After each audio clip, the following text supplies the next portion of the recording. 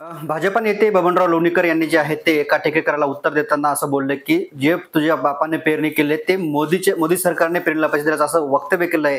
यासह त्यांनी अनेक वक्तव्य केले याचाच निषेध आता हिंगोलीतील शिवसेनेने केला आहे। हिंगोलीचे शिवसेना नेते उद्धव बाळासाहेब ठाकरे गटाचे नेते आहेत आपल्यासोबत। नेमका काय निषेध आहे आणि काय बबनराव लोणीकरांनी त्यांच्या एका कार्यक्रमामध्ये सांगितलंय की तुझ्या बापाला पेरणीसाठी पैसे मोदींनी दिले, तुझ्या पायात चप्पल ही मोदींनी दिलेली आहे, तुझ्या हातातला मोबाईल हा मोदींच्या पैशामुळे आहे, तुमच्या घरातल्या आईच्या बहिणीच्या अंगावरचे कपडे हे मोदींनी दिलेल्या पैशामुळे आहे।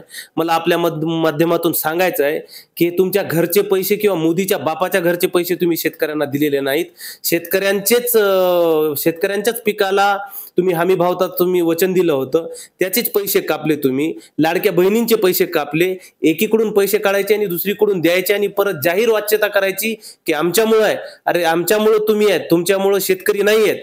आणि तुम्ही जर शेतकऱ्यांची जाहीर माफी मागितली नाही तर तुमचं तोंड तर काळं करू, पण तुम्हाला मतदारसंघात फिरू देणार नाही।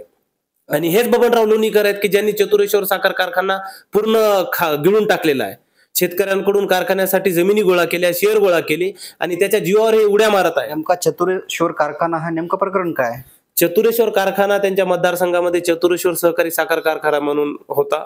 त्यांनी त्या कारखान्याच्या नावावर शेअर्स गोळा केले, शेतकऱ्यांकडून जमिनी गोळा केल्या। आज कारखाना सुद्धा बुडाला, शेअर सुद्धा बुडाले शेतकऱ्यांचे आणि या शेतकऱ्यांच्या जमिनी सुद्धा या बबनराव लोणीकरनं विकून खाल्लेल्या आहेत। चौथी पास माणूस आहे, हे असेच वक्तव्य करणार। येणाऱ्या 2 दिवसांमध्ये बबनराव लोणीकर यांनी जर माफी जर नाही मागितली तर येणाऱ्या काळामध्ये मोठं आंदोलन उभा करण्याचा इशारा जे आहे ते शिवसेनेच्या उद्धव बाळासाहेब ठाकरे शिवसेनेच्या नेत्यांनी दिला आहे।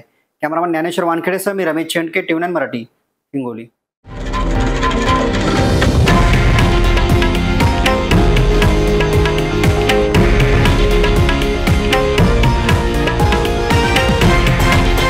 हे आहे देशातील नंबर 1 न्यूज नेटवर्क आणि आपण पाहत आहात टीव्ही 9 मराठी, एकमेव।